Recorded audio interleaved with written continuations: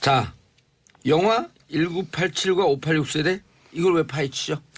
이게 역시 아까 이제 금방 말씀드렸지만 이번에 나온 영화, 그 사실 이게 이제 한국의 민주화 과정을 다룬 많은 영화들이 나왔는데 이번에 나온 1987 같은 경우는 아주 좀 반응이 특이한 것 같습니다.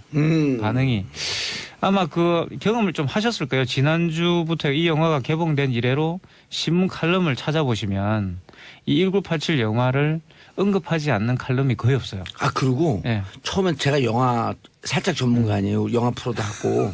그런데 처음에 광고 효과로 쫙 왔다가 대부분이 하얀 곡선인데 이게 중간에 힘을 받을 때 구전 힘이 있거든요. 지금 구전 힘을 받기 그렇죠, 시작했어. 600만 넘어갔어요. 그러니까 이제 386 세대, 지금은 이제 586 세대라고 불리는데 50대가 됐죠. 그 당시에 이제 20대를 보냈던 그분들이 이 영화를 굉장히 많이 봅니다. 많이 보고 보신 뒤에 그냥 끝나는 게 아니라 반드시 무슨 SNS나 블로그에다가 한마디 쓰세요. 반드시. 이 힘이 굉장히 강한 것 같습니다. 그래서 뭐 개봉 18일 만에 500만 관객이 돌파해가지고 지금 제가 볼 땐 좀 1000만 갈 것 같다는 생각이 드는데. 신관계 때문에 이게 무너질 줄 알았어요. 네. 왜냐면 처음에 250만 갈 때 호덕호덕이면서 갔거든. 그렇죠. 그리고 이제 초반에 밀릴 거라고 생각하고 뭐 중간에 끊기지 않겠나 생각했는데 오히려 중간에 지금 힘을 받아가지고 지금 굉장히 관객 수가 계속 지금 늘어나고 있는 편이죠. 그래서 고마워요, 진짜. 도대체 이게 뭐냐. 왜 지금 586들, 과거의 386들이 이 영화를 좋아하는가. 예. 그 이야기를 한번 해볼까 싶어요. 그 최명기 원장님 몇 학번이세요? 전 86학번이에요. 아, 바로 요 세대네? 네. 오. 저도 86이에요. 그래요? 두 분 친구예요, 그럼? 친구는 아니죠.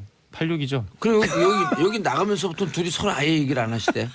아니요, 저희 얼마나 따뜻한 얘기를 많이 하는데요. 많은 이야기를 합니다. 그 따뜻한 커피를 마셔봐도 따뜻한 얘기는 처음 들었는데.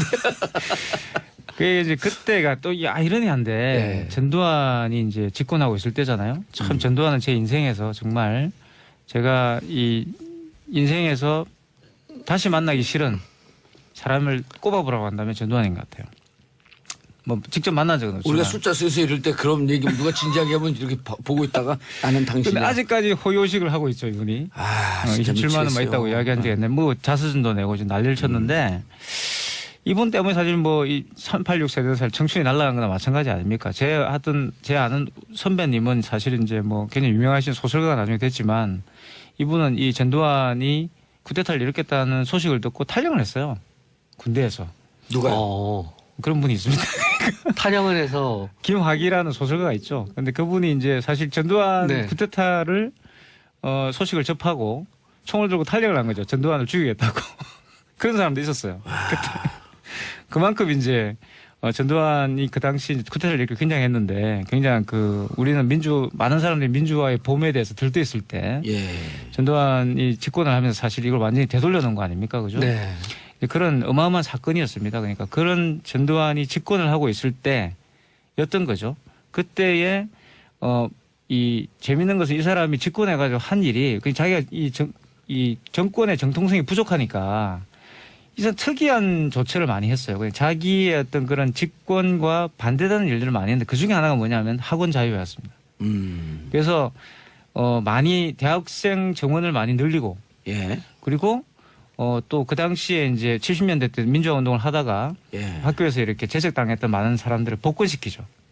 그런 일이 있었어요. 그러면서 그게 사실 민주화의 기폭제가 되는 특히 이제 학생 제가 운동의 대상이잖아요. 기폭제가 되는 예. 그런 역할을 했던 겁니다. 그래서 그 선배들이 다 돌아와가지고 사실은 이제 학교 내에서 이른바 이제 다시 민주주의와 관련된 그런 의식화 교육들을 하게 되고 그게 또 이제 저같이 신입생들에게는 영향을 미치게 되고 아니, 그렇게 됐던 거예요. 제가 일단 81년도에 전두환 씨가 네.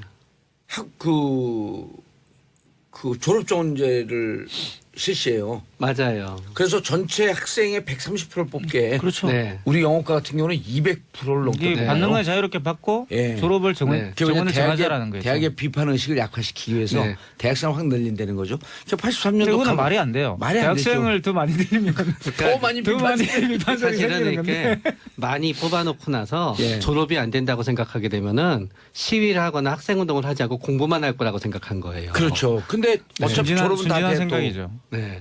그리고 그때 83년도에 감옥을 갔다 왔거든요. 네. 갔다 왔더니 84년도에 바로 감옥에서 나오면서 바로 복적 조치를 제적됐잖아요. 잘렸는데 다 복적을 시키는 거야.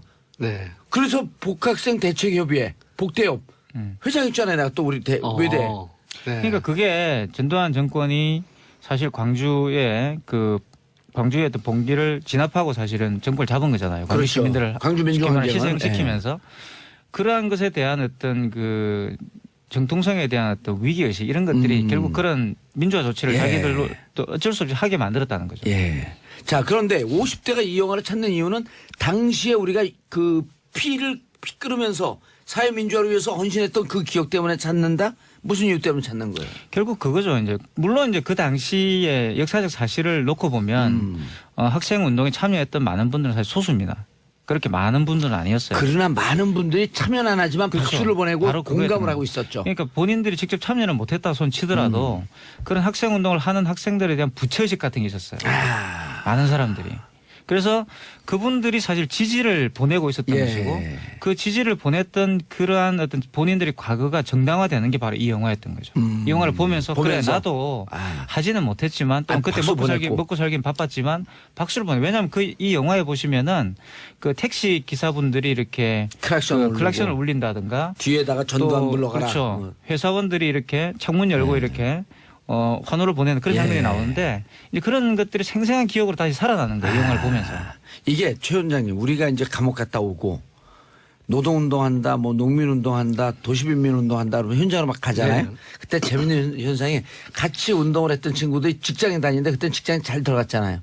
그럼 월급날 되면 그 친구들하고 연락을 했고 만나요. 네. 만나면은 밥도 사주고 한 10,000원이고 20,000원이 30,000원이고 50,000원 이렇게 용돈을 줘. 미안하니까 자기는 직장 생활을 하고 계속 우리는 활동하고 민주화운동을 한다고 하면서 활동을 하니까 이렇게 용돈을 줘요. 그게 한 10몇 년 동안 계속 지속됐어요. 그렇죠.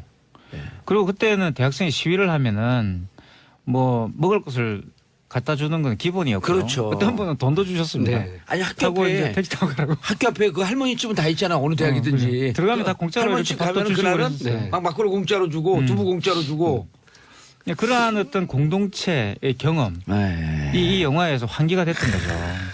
그래서 내가 20대 그 함께 박수를 보냈던 그렇죠. 그러나 미처 참여하지 못했던 이 사회에 대한 부채의식으로 이 영화를 보면서 영화를 본다. 이 영화에 등장하는 많은 장면들을 통해서 굉장히 또 영화가 공감을 디테일하게 하고. 예. 이걸 보여줬기 때문에 공감을 하게 되는 거죠. 그러면 또 일정 부분은 이 영화가 그렇게 단지 정치적 메시지만을 남겼다 그러면 이렇게 호응을 못 받았을 거예요. 그렇죠. 근데 펑펑 운대요 네. 다. 왜 그 감정선을 자극할 수 있냐 하게 되면은 결국은 20대는 모든 사람한테 빛나는 거거든요. 그러니까 그 당시에는 맨날 최루탄 터지고 그러는 게 되게 하루하루는 힘들었지만 그게 지금 50대에 와서 생각해 놓고 보면은 아름다운 청춘이었던 거예요. 맞아요. 그러면서 이제 또 50대 이 어떤 의미에서 우리가 저성장 시대를 맞이하다가 보면은 여기에서 결국은 나도 한때 20대에는 저렇게 큰 소리 낼 수 있고 뭔가 절정 경험을 하고 뭔가 나의 삶이 이렇게 뭔가 대단한 삶이 될 거라고 생각하고 뭔가 우리가 꿈을 갖고 있었는데 50대에 지금 우리 대한민국에 살면서는 하루하루 이자 걱정을 갖다 해야 되고요. 언제까지 회사를 다닐까 생각해야 되고 완전히 꺾인 날을 보게 되는 거예요. 그런데 이 영화는 비극이거든요, 결국. 그렇기 때문에 결국은 이 부분에 있어서 또 현재 50대의 나의 어떤 불안함이 여기에 투영이 되면서 20대의 어떤 빛나는 싸움이 더욱 어떤 간절해지는 마음을 갖다 이제 가지게 되는 거예요. 우리 오늘 이렇게 할 때 우리 PD님이 마지막 곡, 그 영화의 마지막 곡처럼 그날이 오면 이런 걸 이 노래, 이 방송이 끝날 때 쫙 그걸 깔아주면 무척 아름다울 텐데. 사실 그 노래 나올 때 저도 이제 뭉클했는데 사실 그 노래는 이제 전태일 그 열사가 사실 이제 분신했을 때 그 장례식 때 이제 불려진 노래죠. 전태일 열사를 기념하면서 부른 노래인데 그 노래가 이제 1987 마지막에 이제 나왔다는 거. 이런 것들도 본다면 사실 이 영화에서는 다루진 않았지만 1987 그 민주화 운동 이후에 이런 7, 8, 9 또 노동자 투쟁이라는 게 있었잖아요. 그런 것들이 아주 이 영화는 뭐 다 보여주진 않지만 어쨌든 다 담아내려고 노력을 한 영화입니다. 그런 면에 굉장히 좀 저는 많은 사람의 공감을 일으켰다 보고 또 한 가지는 지금의 정치 상황. 그러니까 이제 박근혜 전 대통령의 어떤 탄핵과 더불어서 등장했던 이 문재인 정부야말로 사실은 지금 586들이 그 87년대에 내세웠던 그러한 이상을 실현하고 있는 정부인 거거든요. 예. 물론 과거에 이제 노무현 정부가 있었지만 노무현 정부만 하더라도 이제 그 당시에 이제 386들이 독자적으로 이렇게 수립을 하는 어떤 정부라 보기는 굉장히 어렵죠. 그렇죠. 왜냐하면 이제는 586이 지금은 이제 완전 586이 이 정치 주도권을 쥐게 된 주도권이 것이고 됐죠. 이 정부야말로 바로 586의 이상을 보여주는 정부가 된 거죠. 그게 또 굉장히 큰 역할을 하고 있다 봅니다. 저는 그 586임에도 불구하고 저는 이제 찍기다시가 돼 있어요 지금은. 방송 용어 맞아요, 스키다시. 스키다시. 스키다시. 그 일본 말 쓰면 안 돼요? 응? 모르겠어요. 근데 스키다시가 일본말 아닌가요? 일본 스키다시는 말이요. 부산말이에요. 찍기다시. 치키다시는 무슨 뜻이 되는데요? 부산말이에요. 부산말. 약간 그냥 비주류. 원래 스키다시는 이렇게 허접한 인생. 반찬 공짜로 주는 반찬을 예, 말하죠. 허접한 인생 이런 서비스 뜻이죠. 서비스. 저는 같은 586이고 3, 40년 동안 그 함께 했으면서도 허접한 인생이 됐다 이런 뜻이에요. 그런데 이 영화가 또 50대 관객만으로서는 이렇게 많은 호응을 받을 수 없잖아요. 예. 이 영화에는 또 어떤 의미가 있냐 하면은 20대 관객들이 봤을 때는 현재 20대 관객들이 봤을 때는 본인이 이 당시에 20대가 되면서 작년에 있었던 촛불 시위를 갖다 다시 공감을 리마인드 하는구나, 공감하게 또. 되는 거예요. 그래서 양끌이가 되면서 올라가게 되는 거고요. 거기에 이제 또 결국은 대통령의 어떤 그 영화를 갖다 본 거라든가 어떤 의미에서 이 영화에 대한 논쟁을 갖다 보수층에서 일으키게 되면서 오히려 이 영화의 흥행을 도와주고 있는 거예요. 저는요. 정진희님 부모님과 같이 1987 보고 왔는데 하시는 말씀이 그때 참여 못하고 지켜만 봤던 게 미안한 마음이 너무 컸다고 하시더라고요. 참여 못하고 지켜만 본 것이 아니고 사실은 마음속으로 박수를 그렇죠. 보냈기 때문에 우리처럼 앞에 혹은 이렇게 감옥 갔다 온 사람들이 네. 그 힘이 있었기 때문에 용기를 내서 나갈 수 네. 있었던 거거든요. 네. 그러니까 그때 이제 넥타이 부대, 그렇죠. 박수 부대가 있었기 때문에 앞에서 그러니까 돌 던지는 사람들도 그 있었던 영화에도 거고. 이제 잠깐 묘사가 되는데 예. 이제 시위를 거리로 나가면 사실 그 전에는 굉장히 무서운 분위기죠. 와서 이제 이 사복조가 와서 이렇게 잡아가는데 굉장히 무섭잖아요. 거기 남영도 앞에 총 네. 카바 입고 내린 네, 사람이 그게 이제 이른바 백골단. 백골단 헬멧을 허연 걸 네. 써놓고 백골단이라 네. 그랬거든요. 원래는 이제 사복 체포조죠. 정신병진. 근데 이 사복 체포조가 오고 그러니까 아주 공격적으로 이제 진압을 하는 겁니다. 그런 식으로 아예 모이지도 못하도록 만들게. 근데 이제 박정철 그 열사가 이 열사가 이제 죽은 뒤로부터는 분위기가 완전히 달라졌어요. 그래가지고 시위를 해도 숨겨주는 겁니다. 예. 숨겨주고 영화에서 탁탁 나오잖아요, 이게. 닫잖아요. 예. 그게 진짜 그런 일이 있었어요.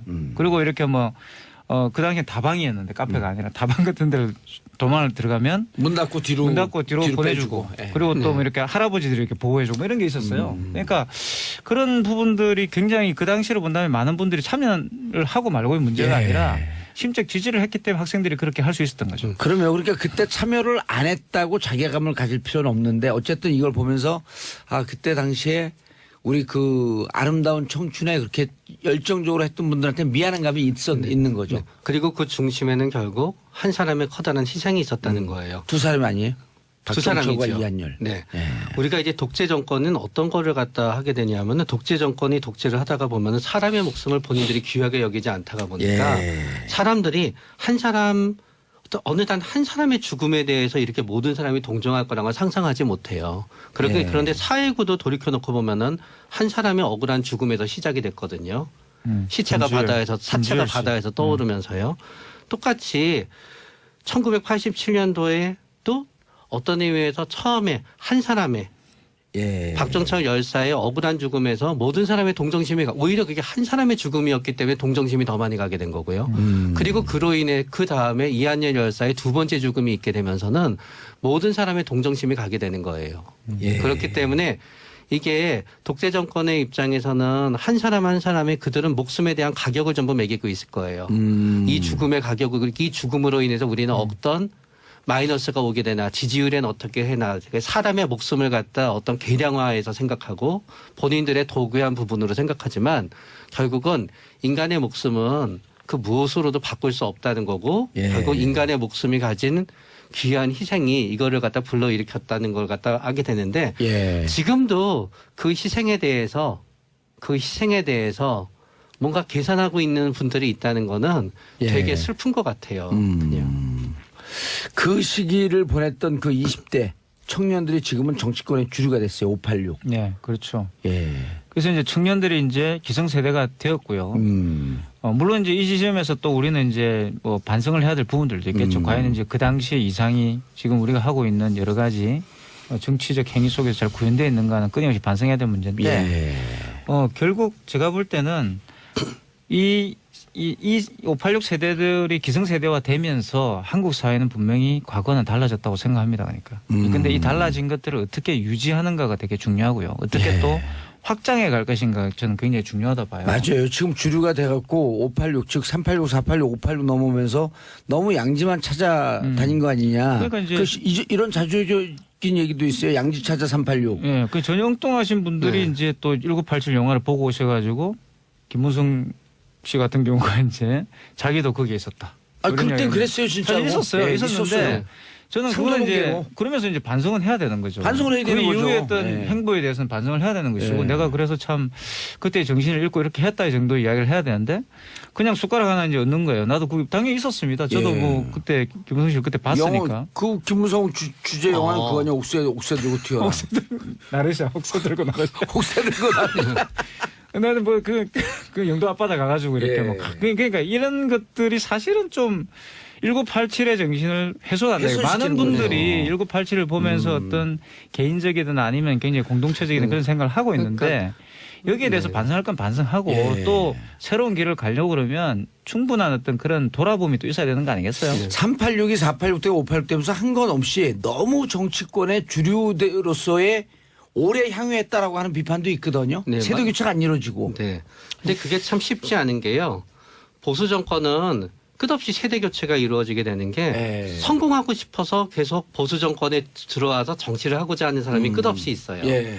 근데 진보 정권은 뭔가 하게 되면 진보 정권에서 정치를 하고 싶어 하는 분들은 물론 그분들도 개인적으로는 성공에 대한 열망이 있게 좀 그거 이상이 있어야 되거든요. 근데 옛날에는 학생회가 예. 그리고 학생 운동이 어떤 진보 정치에 있어서의 정치 캠프 역할을 했어요. 정치 사관학교로. 맞아요. 근데 지금은 학생회가 과거와 같은 역할을 하게 되지 않으면서 정치 사관학교에 해당되게 진보 정치에 계속 새로운 사람을 갖다 제공해주는 그 부분이 없어지게 되는 건데 아하. 그거를 결국은 정당 정치 안에서 예. 뭔가 그 사람들을 계속 받아줘야 되는데. 예.